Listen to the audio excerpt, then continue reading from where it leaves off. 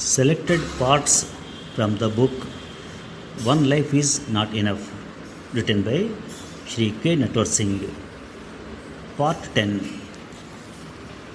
The General Assembly session was electrified by speeches given by President John F. Kennedy and Che Guevara. The world was besotted with both, albeit for different reasons. Kennedy's inaugural speech, "Ask not what your country can do for you, ask what you can do for your country," still resonates. I remember the elegance and vigor of his personality and his charisma. In November, Pandit Nehru, accompanied by Indira Gandhi, arrived in the US for talks with President Kennedy, who had spoken of Prime Minister Nehru's soaring idealism. Kennedy remarked that Nehru's was the worst visit of any leader he had hosted. The Prime Minister was jaded, tired, and made a dull after dinner speech. His address to the United Nations General Assembly too was serviceable though uninspiring.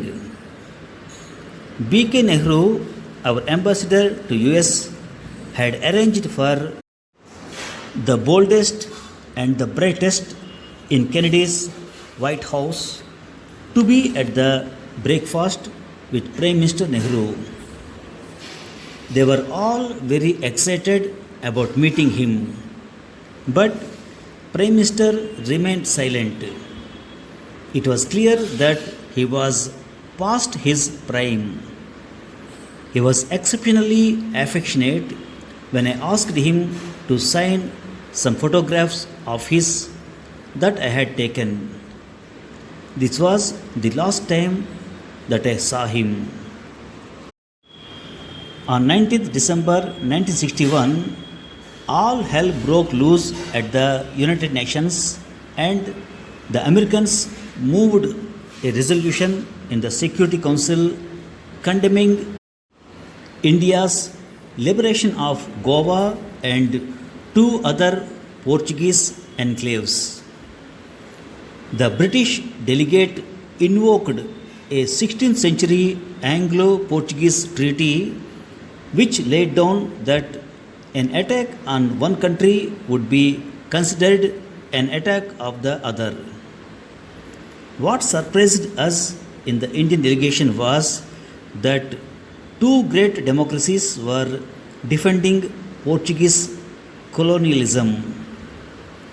The Soviet delegate Z.A. Jorin vetoed the resolution that was condemning India's getting rid of Portuguese colonialism.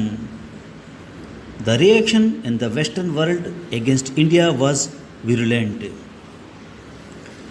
As B.K. Nehru, our ambassador, later wrote, "There was hardly any necessity for me to explain our case to the State Department. They knew it well and undoubtedly sympathized with our predicament. I went to the President to give him our point of view. This also was really unnecessary because he knew our case as well as I did. When I said that I hoped he was not annoyed with us, like the rest of the country seemed to be, he said, 'Not at all. I am not in the least bit annoyed because I understand your case. You have done now what you should have done 14 years ago, but you spent those 14 years preaching morality to us and telling us how wrong it is to use force in one's own interests. Now you have done exactly what any other country would have done and used violence to further your interests. The result is that the country is saying that the preacher has been caught coming out of a bad company and people are clapping. And, Mr. Ambassador, I wish to tell you that I am clapping with them.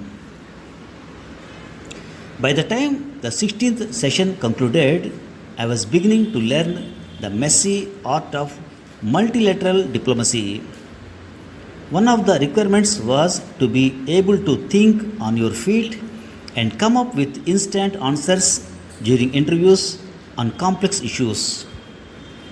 Throughout my diplomatic career, I was repeatedly told that a good diplomat should think twice before saying nothing. At the United Nations, the lesson was to speak and speak even when speech made little sense.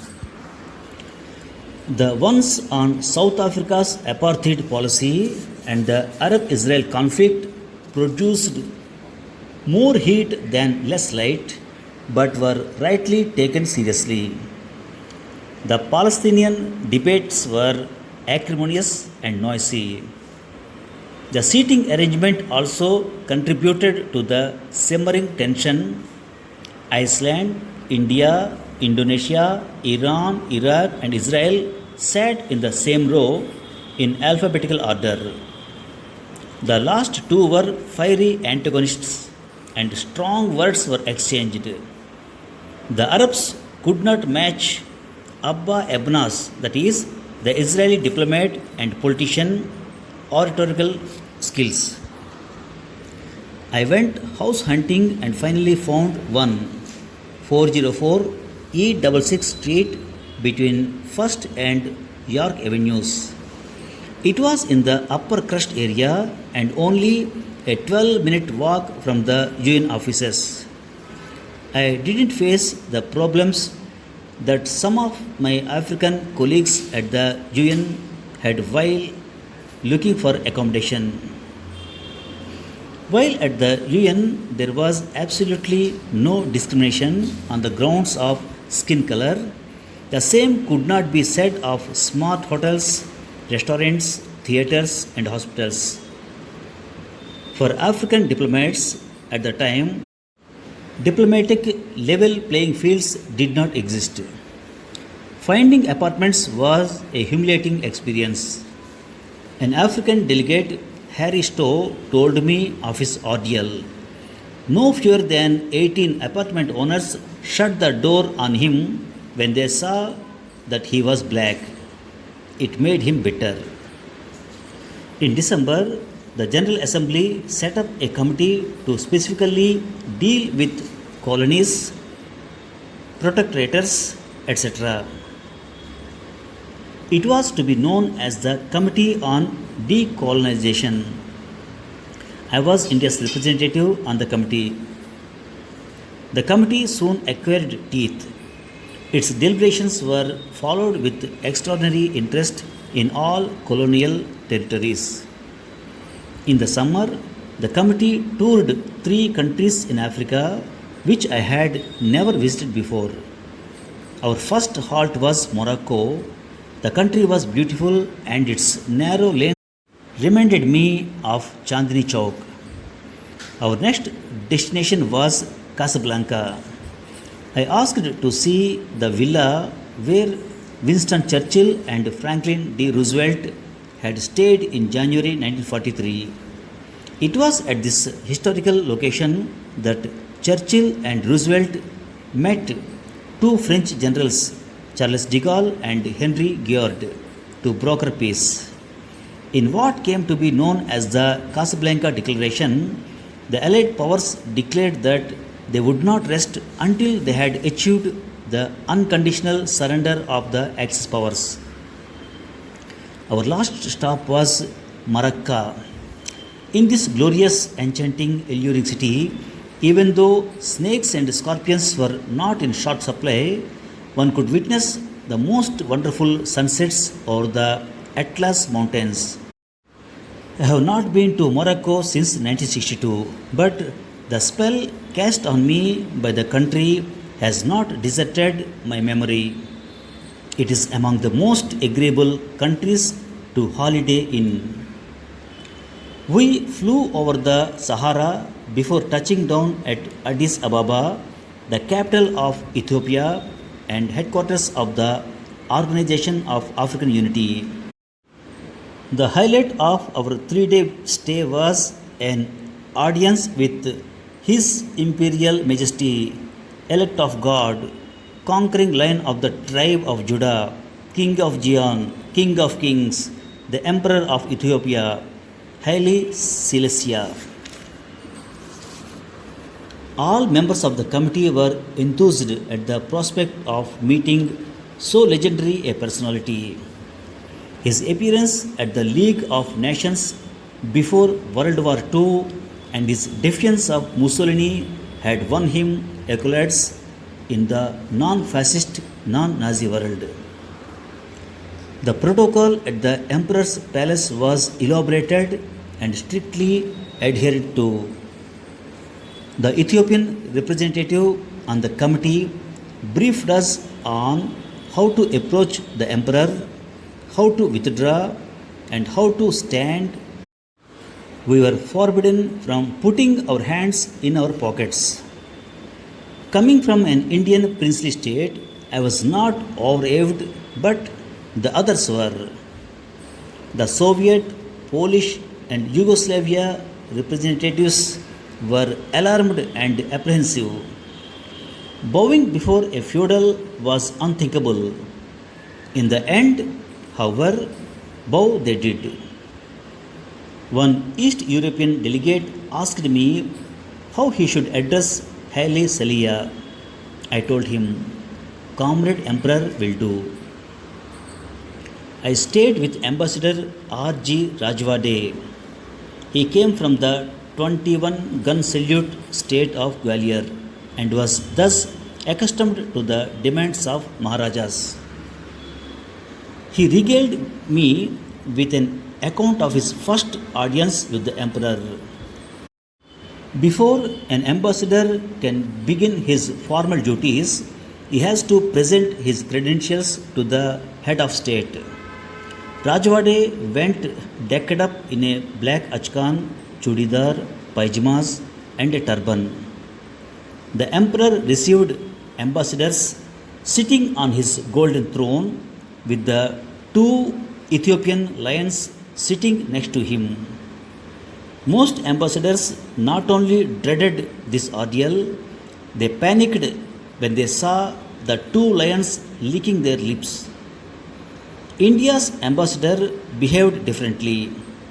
He walked up to His Imperial Majesty, read his speech, and handed to the Emperor his letters of credence signed by the President of India. He then withdrew. At this stage, the two lions got up to follow the ambassador. This was the moment when all the other ambassadors broke into a cold sweat and were all but ready to run. Rajwade did nothing of the sort. He walked nonchalantly. This was too much for the chief of protocol, used as he was to seeing ambassadors collapse with fear. He said to Rajwade, Your Excellency, do you not see the two lions who are following us? Rajwade replied, Excellency, Mr. Chief of Protocol, I recognize no lions. I have eyes only for the Lion of Judah. From then onwards, he was shown unusual respect by the emperor's establishment. Thank you very much. Kennedy remarked that Nehru's was the worst visit of any leader he had hosted. The Prime Minister was jaded. Jaded. Jaded means bored, lacking enthusiasm. The reaction in the Western world against India was virulent.